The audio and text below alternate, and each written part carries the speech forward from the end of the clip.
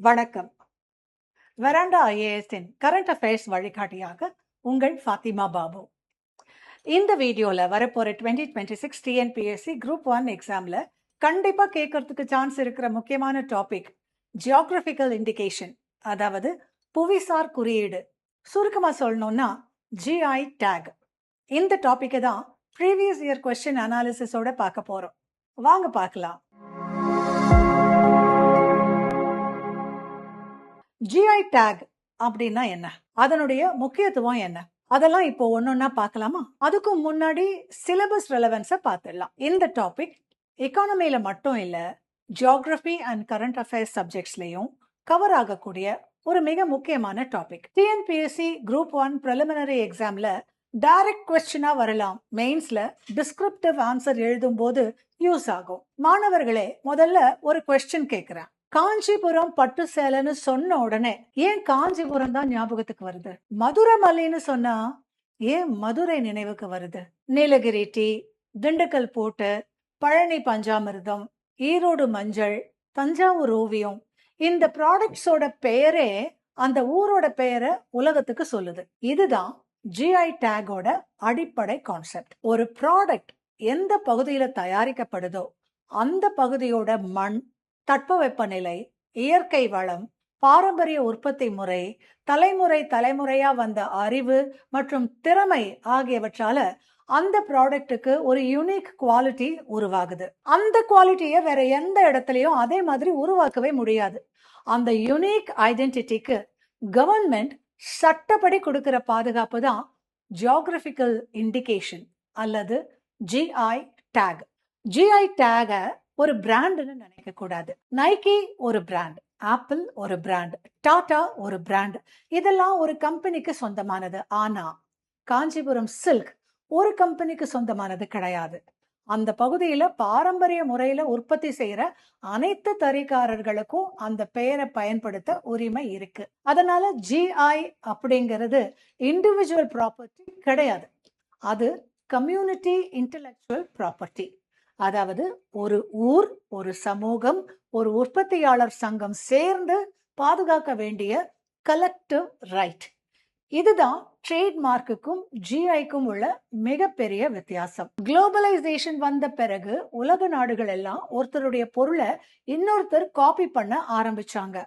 Darjeeling tea போல tea தயாரிச்சு டார்ஜிலிங் டீன்னு விற்க ஆரம்பிச்சாங்க. பாஸ்மதி ரைஸ் மாதிரி வேற நாட்டுல ப்ரொடியூஸ் பண்ணி எக்ஸ்போர்ட் பண்ண ஆரம்பிச்சாங்க. இதனால ஒரிஜினல் ஃபார்மர்ஸுக்கும் ஒரிஜினல் ஆர்டிசன்ஸுக்கும் இன்கம் குறைய ஆரம்பிச்சது. கன்சியூமர்ஸும் ஒரிஜினல் ப்ராடக்ட் வாங்குறோம்னு நினைச்சு டூப்ளிகேட் ப்ராடக்ட் வாங்க ஆரம்பிச்சாங்க. இதுக்கு ஒரு லீகல் ப்ரொடெக்ஷன் தேவைப்பட்டதால இன்டர்நேஷனல் லெவல்ல பல அக்ரிமெண்ட்ஸ் உருவாக்கப்பட்டுச்சு. 1883 பாரிஸ் கன்வென்ஷன், 1891 மேட்ரிட் அக்ரிமெண்ட், அதற்கு பிறகு WTO உருவான பிறகு 1994 ட்ரிப்ஸ் அக்ரிமெண்ட்ல ஜிஐ ப்ரொடெக்ஷன் பத்தி தெளிவான விதிகள் கொண்டு வரப்பட்டன. WTO மெம்பர் கண்ட்ரிஸ் எல்லாம் தங்களுடைய நாட்டுல ஜிஐ ப்ரொடெக்ஷன் வழங்கணும்னு இதுல கூறப்பட்டுச்சு. அதன்படி India 1999 geographical indications of goods registration and protection ஆக்டை நிறைவேற்றுச்சு. இந்த சட்டம் 15 செப்டம்பர் 2003 முதல் நடைமுறைக்கு வந்தது. பிரிலிமினரி எக்ஸாமுக்கு இது மிகவும் முக்கியமான ஃபேக்ட். இந்தியாவில் ஜிஐ டேக் ரெஜிஸ்ட்ரேஷன் வழங்குற அலுவலகம் ஜியோகிராபிக்கல் இண்டிகேஷன்ஸ் ரெஜிஸ்ட்ரி சென்னையில தான் இருக்கு. இது controller general of patents, designs and trademarks CGPDTM கீழே செயல்படுது. இந்த அமைப்பு department for promotion of industry and internal trade DPIIT கட்டுப்பாட்டுல இயங்குது. DPIIT மத்திய அரசின் மினிஸ்ட்ரி ஆஃப் காமர்ஸ் அண்ட் இண்டஸ்ட்ரீஸ்க்கு கீழே வருது. ரெஜிஸ்ட்ரேஷன் கிடைச்ச பிறகு ஜிஐ டேகுக்கு வேலிடிட்டி 10 years. ஆனா முக்கியமான விஷயம் என்னன்னா, அதை மறுபடியும் ரெனியூ பண்ணிக்கலாம். இதுக்கு எந்த லிமிட்டும் கிடையாது. அதனால பல நூற்றாண்டுகளா ஒரு ப்ராடக்ட்டுக்கு ஜிஐ ப்ரொடெக்ஷனை தொடர முடியும். ஆமா, இந்த ஜிஐ டேக் ஏன் அவ்வளவு முக்கியம்? முதல் காரணம் போலி பொருட்களை தடுக்கிறது. ஒரு ஊர்ல தயாரிக்காத பொருளை அந்த ஊரோட பெயர்ல யாராலையுமே விற்க முடியாது. ரெண்டாவது, விவசாயிகளுக்கும் கைவினை கலைஞர்களுக்கும் நல்ல விலை கிடைக்கும். 3வது, எக்ஸ்போர்ட்ஸ் அதிகரிக்கும். 4வது, உலக அளவுல பிராண்ட் ரெகக்னிஷன் உருவாகும். 5வது, நம்ம பாரம்பரிய அறிவு, கலை, கைவினை, உணவுப் பொருட்கள், விவசாய பாரம்பரியம் அழியாமல் பாதுகாக்கப்படும். 6வது, டூரிசம் வளர்ச்சி அடையும். ஒரு ஜிஐ ப்ராடக்டை பார்க்கறதுக்கே பல பேர் அந்த ஊருக்கு வர்றாங்க. இதனால லோக்கல் எக்கானமி வளர்ச்சி அடையுது. எம்எஸ்எம்இ செக்டார் வலுப்பெறுகிறது. பெண்கள் சுய உதவி குழுக்கள், handloom weavers, tribal communities, farmers போன்றவர்களுக்கு நேரடி பொருளாதார நன்மை கிடைக்குது. இப்போ இந்தியால 600க்கும் அதிகமான ஜிஐ டேக்ஸ் பதிவு செய்யப்பட்டுள்ளன. அதிக ஜிஐ டேக் பெற்ற மாநிலமாக உத்தரப்பிரதேசம் உள்ளது.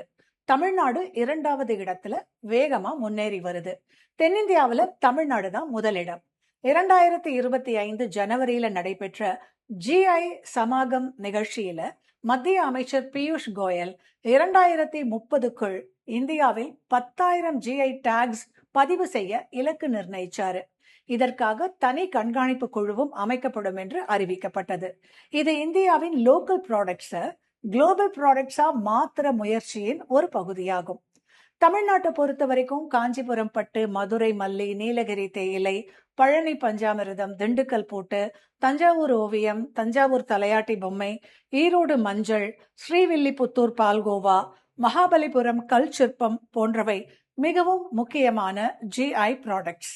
கடந்த 3 வருஷங்கள்ல மட்டும் கம்பம் பன்னீர் திராட்சை, கன்னியாகுமரி மட்டி வாழைப்பழம், உடன்குடி பனங்கருப்பட்டி, பன்ருட்டி பலாப்பழம் மற்றும் முந்திரி, புளியங்குடி எலுமிச்சை, கும்பகோணம் வெற்றிலை, தோவாளை பூமாலை, உறையூர் பருத்தி சேலை, தூய மல்லி அரிசி, நாமக்கல் கல்சட்டி போன்ற பல புதிய பொருட்கள் ஜிஐ பட்டியலில் இணைக்கப்பட்டுள்ளன. இது தமிழ்நாட்டின் பாரம்பரிய வளத்தையும் கிராமப்புற பொருளாதார வலிமையையும் உலக அரங்கில் எடுத்து காட்டுகிறது.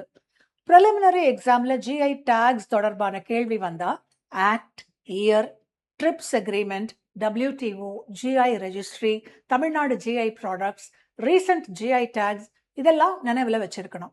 மெயின்ஸ் எக்ஸாம்ல ஜிஐ டேக் எப்படி ரூரல் எக்கானமிக்கு உதவுது, ஜிஐ டேக் மற்றும் ஆத்ம நிர்பார் பாரத், ஜிஐ டேக் மற்றும் one district one product, GI tag மற்றும் எக்ஸ்போர்ட் ப்ரமோஷன், ஜிஐ டேக் மற்றும் கல்ச்சுரல் ஹெரிட்டேஜ் ப்ரொடெக்ஷன் போன்ற கேள்விகளில் economy, culture, employment, export, women empowerment, sustainable development, tourism, local branding போன்ற கீவேர்ட்ஸ் சேர்த்து எழுதினா அதிக மதிப்பெண் பெறலாம். இன்டர்வியூல உங்க மாவட்டத்துல ஜிஐ ப்ராடக்ட் என்ன அப்படிங்கிற கேள்வியும் வரலாம். அதனால உங்களுடைய மாவட்ட ஜிஐ ப்ராடக்ட்ஸை தனியா படிச்சுக்கோங்க. இறுதியா, ஜிஐ டேக் அப்படிங்கிறது வெறும் ஒரு ரெஜிஸ்ட்ரேஷன் சர்டிபிகேட் கிடையாது. அது ஒரு ஊரின் அடையாளம், ஒரு விவசாயியின் வியர்வைக்கு கிடைக்கும் சட்டப்பூர்வ அங்கீகாரம், ஒரு கைவினை கலைஞரின் தலைமுறையாக வந்த அறிவுக்கு கிடைக்கும் மரியாதை, ஒரு மாநிலத்தின் பண்பாட்டு பெருமை, ஒரு நாட்டின் பொருளாதார வளர்ச்சிக்கான கருவி. அதனாலதான் இன்னைக்கு இந்தியா லோக்கல் டு குளோபல் என்ற இலக்கை நோக்கி ஜிஐ ப்ராடக்ட்ஸை உலக சந்தையில் முன்னிறுத்துகிறது.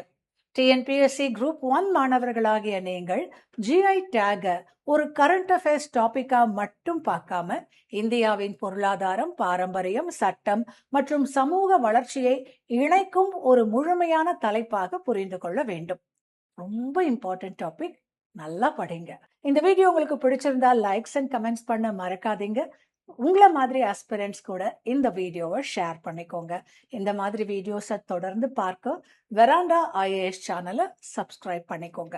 மறுபடியும் ஒரு வீடியோல உங்களை சந்திக்கும் வரை உங்களிடமிருந்து வணக்கம் கூறி விடைபெறுவது உங்கள் ஃபாத்திமா பாபு. நன்றி, வணக்கம். Veranda IAS, where your dream becomes reality.